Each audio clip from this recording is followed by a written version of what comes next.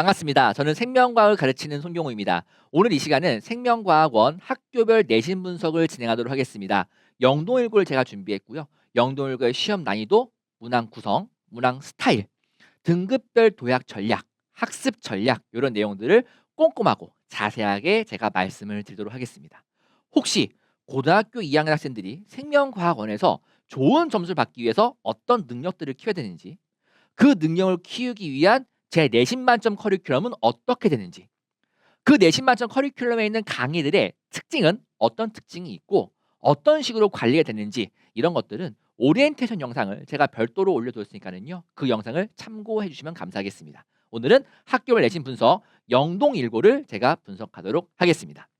자, 그 전에 저에 대한 소개 잠깐 짧게 하고 넘어가겠습니다. 아무래도 저를 처음 보시는 분들도 많으시고 저를 모르시는 분들이 좀 많으실 것 같아서 제 소개를 아주 간단하게 하고 넘어가자면요, 제 이름은 손경호이고요. 연세대학교 생화학과를 졸업했습니다. 제가 대치동에 있는 시대인지학원, 현탑학원 이런 데에서 강의를 진행했고요. 분당에 있는 학원에서도 강의를 진행했습니다. 그리고 얼마 전까지는 이투스 생명과학의 내신 수능 대표 강사였습니다. 요 대표 강사라는 타이틀은 1등, 소위 말하는 1타 강사들에게만 주어진 타이틀이죠. 때문에 내신 수능에 대해서, 생명과학에 대해서 믿고 맡기실 수 있는 강사다라는 점을 제가 말씀을 드리고 넘어가겠습니다.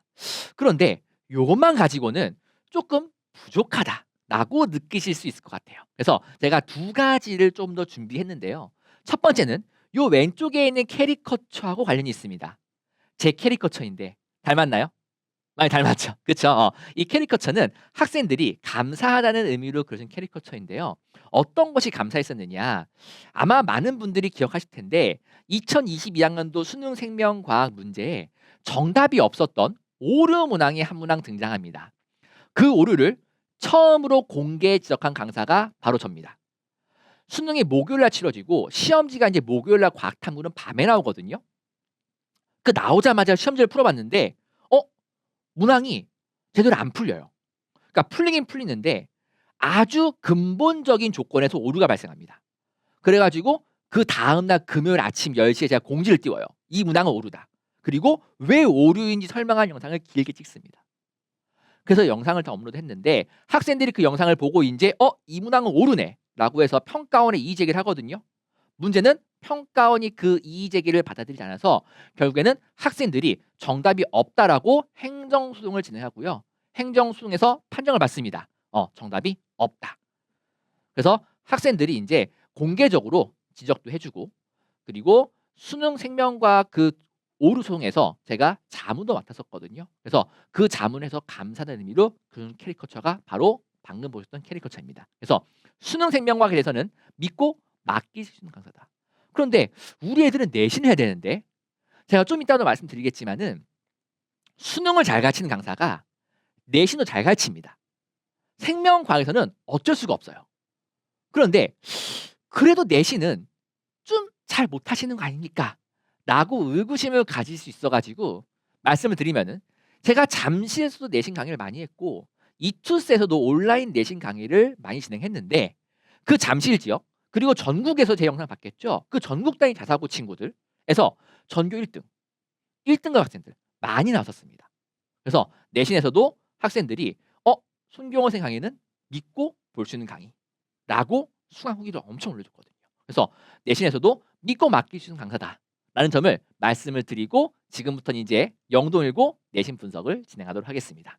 다만 한 가지 미리 말씀드릴 거는, 이 내신 분석은요, 현재까지 치루어진 여러 영동일고의 시험의 경향입니다. 그 경향은 내년에 갑자기 바뀔 수 있는 거예요. 다만 이게 갑자기 우당탕탕 바뀌는 경우는 극히 드뭅니다. 그렇기 때문에 요 앞선 시험들이 어떻게 나왔는지 분석하는 거는 굉장히 중요하고, 그 내용을 잘 알고 있어야지 영동일고 생명과학원 내신을 잘 대비할 수 있습니다. 그래서 지금부터는 현재까지 치러진 영동일고 내신 시험을 분석할 건데, 가장 먼저 말씀드릴 거는 난이도입니다. 자, 잠실 지역 학교들과 여러 학교를 대비해 봤을 때 영동일고의 시험은 난이도가 중상 정도 됩니다. 객관적으로. 엄청나게 어렵느냐? 그렇지 않습니다. 그렇다고 해서 평균 정도냐? 그렇지도 않고 그것보다 조금 어려운 정도라고 볼 수 있습니다. 자, 이 조금 어려운 정도가 왜 어려웠냐면요. 문항의 구성 때문인데 보통 이제 내신 시험은 두 가지 형태로 문항이 나옵니다. 객관식, 우리는 선택형이라 부르거든요. 그리고 단답형, 서답식이라 부르게 되는데 영동일고는 서답식의 비중이 다른 학교 대비 높습니다. 얼마나 높은데 하고 말씀드리면은 객관식 선택형 문항이 보통 한 시험에서 20에서 22문항 정도가 출제가 되고요. 단답형 서답식 문항이 8에서 10문항입니다.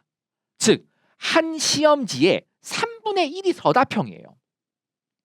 이 비중이 높기 때문에 시험 난이도가 올라갑니다. 단, 이 서답식이 논술형은 아닙니다. 문장을 구성해가지고 두 문장, 세 문항을 쭉 써야 되는 문제는 아니에요.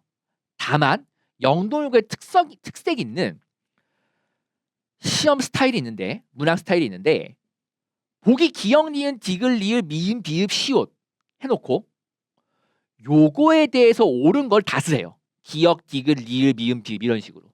이게 서답형에 있어요. 1학년 통합과학 때도 이런 문제 때문에 학생들이 많이 어려워했을 겁니다. 근데 그 스타일이 생명과학 1에도 그대로 있습니다. 그래가지고 다른 학교 대비 난이도가 좀 올라가요.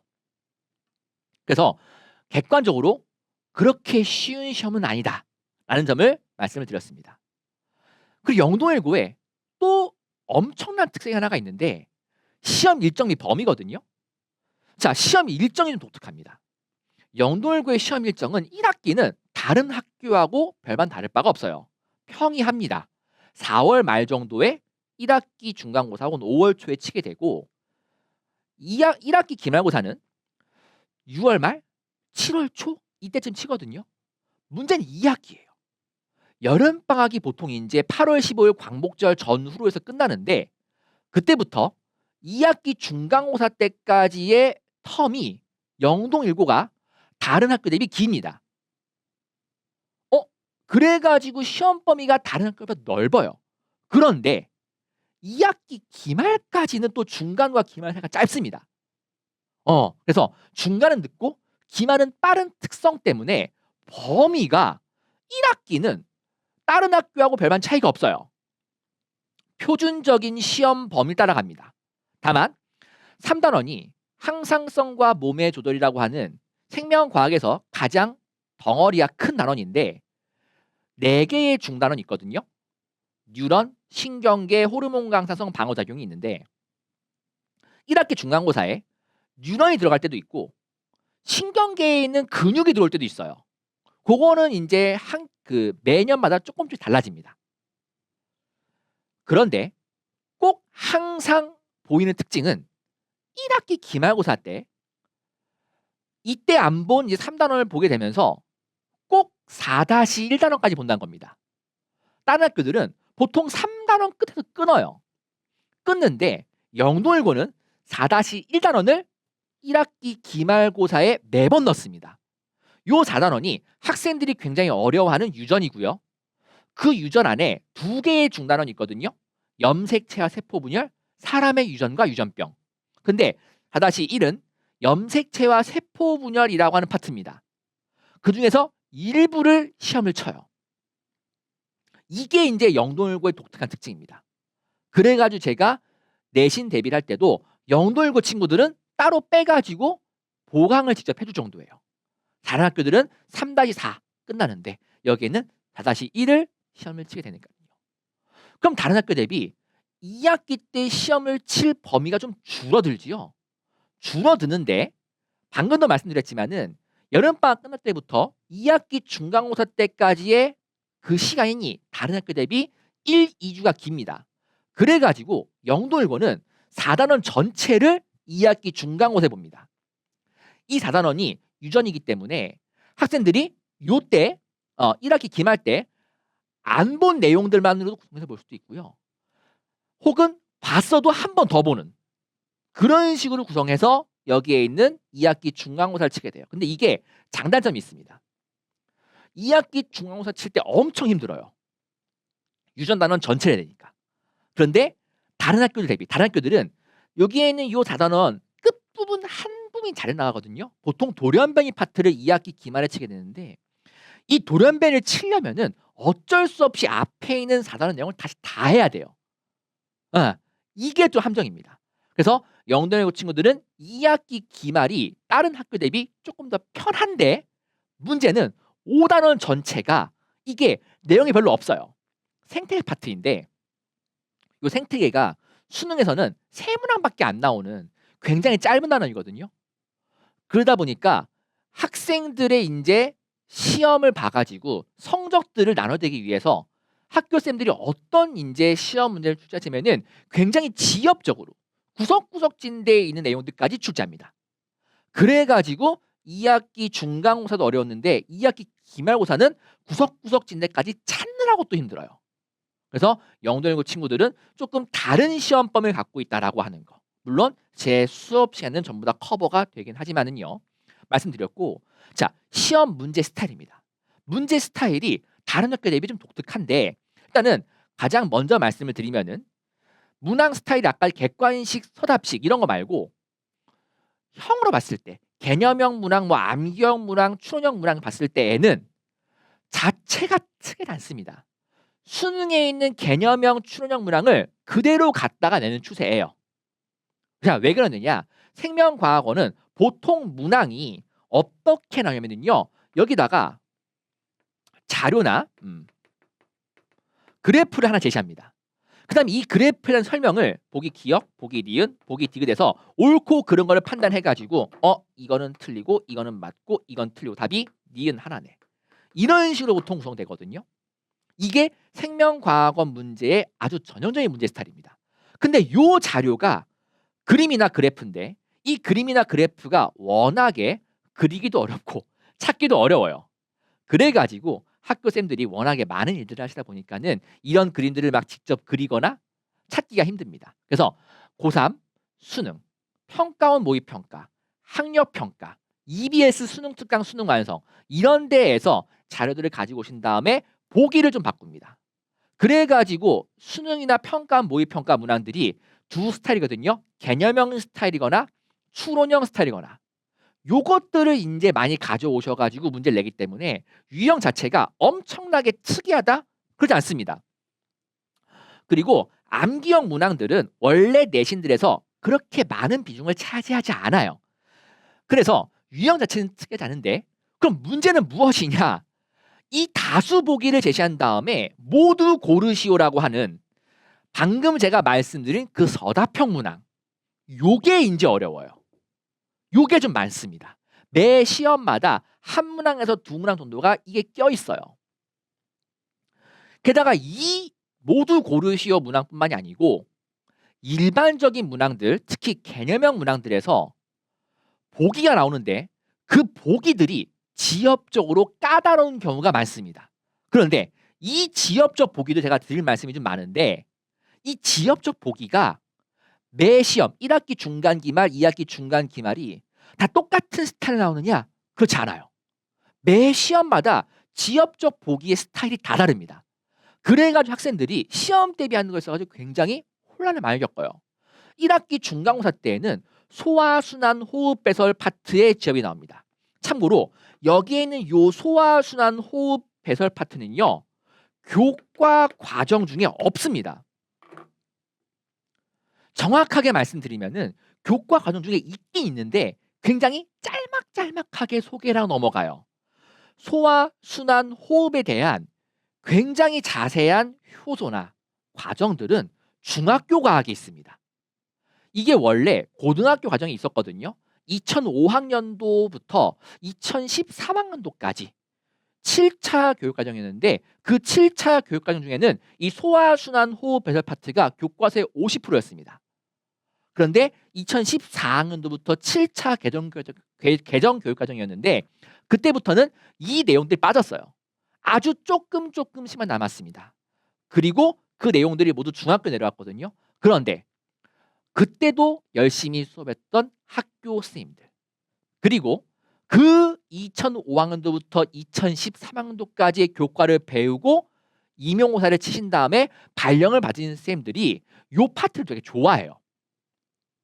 그리고 1학기 중간고사는 1단원, 2단원이 워낙 쉽습니다. 과학의 탐구과정, 생명의사 특성 이런 거 너무 쉬워요. 학생들이 학교에서 수업을 듣지 않아도 될 정도입니다. 그래서 학생들이 학교 수업을 좀 듣게 하기 위해서 요 파트들을 수업을 하시는 경우가 많습니다. 교과 과정 중에 아예 없는 건 아니에요. 엄청 적을 뿐이죠. 근데 그 내용을 프린트 형태로 좀 더 자세하게 수업 중에 좀 자세하게 해가지고 시험에 내는 겁니다. 지엽적으로. 1학기 기말고사는 그런 지엽적인 내용이 아니고 오히려 교과서에 있는 구석진 개념들 정말 구석진데 있는 거 있어요. 척수신경은 12쌍이니 31쌍이니 이거는 평가원에서도 물어본 기업이거든요. 그런 것뿐만이 아니고 뭐 칸디다증 이런 것들 냅니다. 근데 이 교과서에 굉장히 구석진데 있거든요. 그리고 수업 중에 하는 설명을 잘 듣게 만들어야 돼요. 그래서 이때는 특히 영도일고는 프린트가 어떤 게 나오냐면은 EBS 수능 특강 수능 완성이 아니고요. EBS 개념 완성이라고 하는 교재가 있어요. 이게 잘 모르실 텐데 2학년 처음 올라오는 친구들이 생명과학원을 처음 배울 때 이런 내용들은 한 번쯤 봐야 된다라는 내용으로 만들어둔 입문서 같은 개념이 EBS 교재에 있습니다. 그거를 프린트의 형태로 많이 나눠주세요. 근데 거기에 온갖 잡다한 내용들이 많거든요. 그래가지고 1학기 기말고사는 이런 구석진 개념이나 수업 중에 하는 그 프린트 설명 이런 것들 잘 봐야 돼요. 2학기 중간은 괜찮습니다.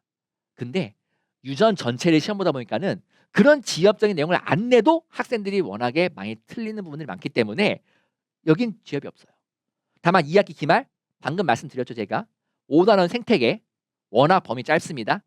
그래서 굉장히 구석진되어 있는 것들 많이 내시는 타입입니다. 그래서 지엽을 매 시험마다 다르게 좀 대비를 해야 되고 물론 제 수업 중에는 다 잡아드리지요. 그러면서 방금도 말씀드렸다시피 이런 문제 출제할 때 보기는 지엽적이거나 뭐 개념을 내는데 자료 같은 것들 어디서 가져오느냐? 보통 이제 개념형 문항 같은 경우는 EBS에서 가지고 오시는 경우가 많습니다. 수능 특강 수능 완성. 근데 그 해 수능 특강 수능 완성이 아니고 그 전에, 그 전전해, 그 전전전해 이런 데서 갖고 오는 경우도 있고요. 그리고 수능 특강 수능 완성 말고도 어머님들이나 아버님들이 많이 모르시는 교재가 있습니다. 7대 함정 못 들어보셨죠? 신유형 3주 특강 못 들어보셨죠? 이런 데에 있는 자료들도 갖고 와요. 수능형 문항들은 EBS보다는 수능, 평가원, 학력평가, 고3 학력평가 같은 데에서 많이 가져옵니다. 물론 제 수업은 다 커버합니다.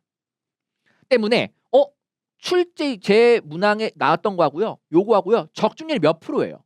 의미가 없어요. 제 수업제는 모두 커버하거든요. 모두 커버를 하는 대신에 학생들이 문제를 너무 많이 푸는 거 아닙니까? 그래서 나올 수 있는 것들만 제가 쏙쏙 골라서 커버를 다 시킵니다. EBS 수능 특강, 수능 완성 몇 개년치 그중에서 괜찮은 문항들 조금 변형해서 대비시키기 때문에 학생들이 제 수업 들은 다음에는 적어도 시험장 가서 이 자료는 내가 못 본 자료네 라고 하지 않게끔 그렇게 전부 대비를 하기 때문에 영도형 같은 경우는 이런 출처 있는 문항들 다 풀고 들어간다라는 점 말씀을 드리고 자 등급별 도약 전략들을 그래서 말씀드리겠습니다. 이 등급별 도약 전략은 학생들마다 지금 수준이 전부 다를 거예요. 때문에 우리 애가 목표라는 등급이 어디냐에 따라 가지고 어떤 전략을 써야지 달라지기 때문에 요걸 좀 잘 봐두시면은 중위권 왔어? 그럼 상위권 가려면 어떻게 될까? 상위권 왔어? 최상위권 가려면 어떻게 될까? 이런 것들을 하나하나씩 말씀드리겠습니다. 처음은 중위권입니다. 참고로 이때의 중위권은 제가 몇 등급 말씀드리냐면은 자 3등급에서 4등급 말씀드리는 겁니다. 5, 6등급 말씀드리는 것이 아니에요. 3등급에서 4등급까지 올라오기 위해서는 정확한 개념이 가장 중요합니다. 추론형 문항을 풀 때가 아니에요. 이 친구들은요. 추론형 문항을 풀다가 개념형 문항도 놓쳐가지고 등급이 안 나오는 경우가 허다합니다. 개념형 문항만 정확히 맞춰도 3등급 이상은 무난하게 나와요. 단 제가 정확한 개념이라 말씀드렸는데 학교 선생님들도 학원 가서 대비하는 거 다 거의 다 아시거든요. 그래서 그 학원 수업 때 들었던 개념들 학교 수업에서 공부했던 개념들을 그냥 고지고대로 물어보지 않고 조금 응용해서 물어봅니다. 조금 응용시켜요. 조금 생소하게 물어봅니다. 그래서 이 개념을 네가 정확히 알고 있고 응용할 수 있는지를 물어보기 때문에 요거 하려면은 이걸 해야 되고 당연하게 정확하게 개념을 알아야지만 응용할 수 있으니까. 그걸 해야지만 중위권 갈 수 있다라고 제가 말씀드리겠습니다. 상위권. 이 상위권은 이제 2등급 이상으로 올라갈 친구들은 추론형 문항을 필수적으로 정복해야 됩니다. 그러니까 2등급과 3등급을 가르는 문항은 추론형 문항이에요. 근데 이 추론형 문항이 고3 수능 문제, 평가, 모의평가, 학력평가, EBS 특수한 다 어렵거든요. 근데 그 어려운 문항 중에서 완전 어려운 건 빼고 영동일고는 대략 80에서 90% 정도 수준으로 문항을 출제합니다. 8, 90% 정도 수준으로. 대신에 많은 유형들이 대부분 나오긴 나와요. 그래서 요 8, 90% 수준의 추론형 문항들을 전부 다 풀이를 해야 되고 이 풀이는 제가 수업 시간에 다 할 수 없기 때문에 기출 문제집들 제가 제공할 텐데 그 기출 문제집에 QR코드가 있어가지고 그 QR코드를 딱 클릭하면은 모든 문항에 대한 해설을 제가 영상으로 찍어둔 것이 있습니다. 오리엔테이션을 말씀드렸는데 그래서 그런 영상을 보고 학생들이 이제 아 이렇게 푸는 거구나라고 풀면서 풀이를 익혀나갈 수 있어요. 그리고 이 풀이를 제대로 한다면은 수능에 가서도 그대로 써먹을 수 있습니다. 그리고 이런 추론형 문항들 답만 들들들 외우겠다. 그럼 안 됩니다. 학교 시험에서는 이 추론형 문항을 준 다음에 보기 기억 니은 디귿을 나왔던 출처 문항에서 바꿔요. 출처 문항의 보기가 그대로 나오지 않습니다. 바꾸어가지고 그 문항에서 물어볼 수 있는 여러 가지 내용들 다 물어보기 때문에 학생들이 꼭 이 문항들을 풀 줄 알아야 되겠다라고 말씀을 드리겠습니다. 그리고 최상위권 목표라는 친구들은요. 잘 들으셔야 되는데요. 생각보다 추론형 문항보다는 이상한 개념형에서 나가는 경우가 있습니다. 특히 지엽형 보기를 틀려가지고 점수가 떨어진 경우가 많아요. 그래가지고 분명히 1등급 나올 친구인데 2, 3등급으로 밀려 있습니다.